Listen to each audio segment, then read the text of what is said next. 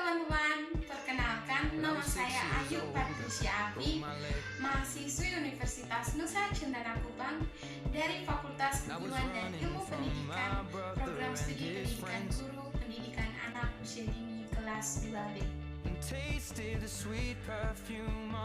Jadi, hari ini saya akan menjelaskan kepada teman-teman semua tentang hak hidup anak.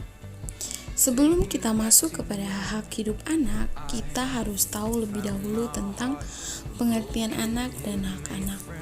Apa sih pengertian anak dan hak anak itu? Jadi, menurut Undang-Undang Perlindungan Anak Nomor 23 Tahun 2002, mendefinisikan anak adalah seorang yang belum berusia 18 tahun, termasuk anak yang masih dalam kandungan. Sedangkan hak anak adalah bagian dari hak asasi manusia yang wajib dijamin, dilindungi, dan dipenuhi oleh orang tua, keluarga, masyarakat, pemerintah, dan negara. Jadi, hak anak itu merupakan bagian integral dari HAM. Maka dari itu, setiap negara mempunyai peran untuk mengembangkan kewajiban, yaitu melindungi, memenuhi, dan menghormati hak-hak anak. Dalam Undang-Undang Perlindungan Anak Pasal 26 juga menjelaskan kepada kita tentang tanggung jawab keluarga dan orang tua untuk memelihara, mendidik, dan melindungi anak. Hak-hak anak dalam Undang-Undang Nomor 23 Tahun 2002, landasan hukum yang digunakan dalam melaksanakan pemenuhan hak-hak anak bertumpu pada Undang-Undang Dasar Negara Republik Indonesia tahun 1945 serta prinsip-prinsip dasar Konferensi Hak Anak yang disahkan pada tahun 1990, kemudian diserap dalam Undang-Undang Nomor 23 Tahun 2002.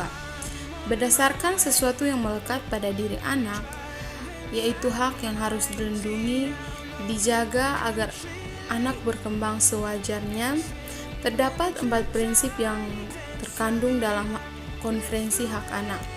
Prinsip-prinsip ini yang kemudian diserap dalam Undang-Undang Nomor 23 Tahun 2002 yang disebut secara ringkas pada pasal 2.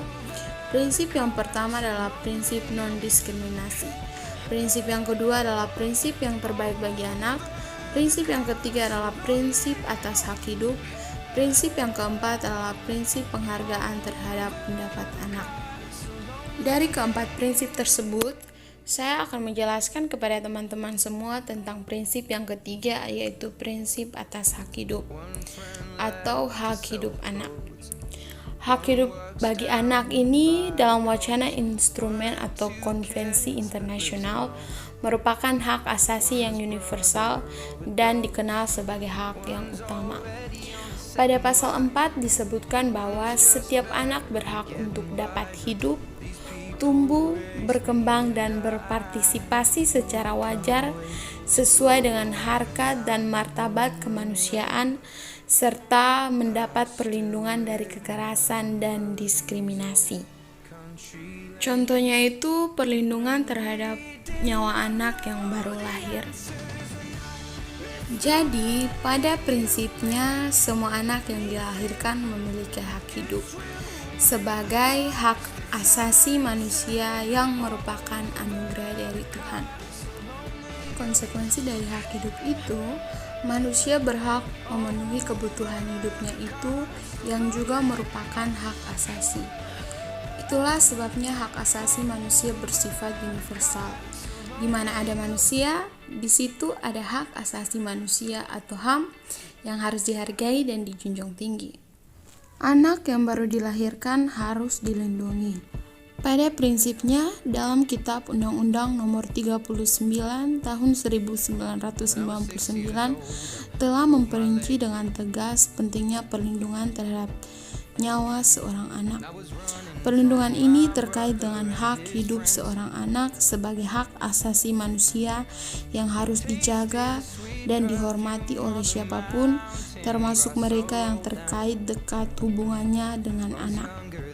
Hak hidup anak berkaitan dengan hak-hak lain yang merupakan bagian dari HAM, yaitu hak untuk dibesarkan, hak untuk dipelihara, hak untuk mengetahui siapa orang tuanya termasuk pewaliannya, Hak anak ini juga berlaku bagi seorang anak angkat yang walaupun secara biologis tidak dilahirkan dari kedua orang tuanya, tetapi pada prinsipnya harus mendapat pengakuan dan penghormatan terkait dengan hak hidup dan hak untuk melangsungkan kehidupannya. Aspek lain yang dilindungi terkait dengan HAM anak yaitu menyangkut perbuatan kekerasan dalam bentuk penganiayaan dan pembunuhan. Setiap bentuk kekerasan dan penganiayaan serta pembunuhan pada prinsipnya mengancam keberlangsungan HAM hidup anak. Itulah sebabnya anak yang baru dilahirkan harus mendapat perlindungan dari orang tua, dokter, dan orang-orang terdekat dari berbagai ancaman terhadap kehidupan anak tersebut.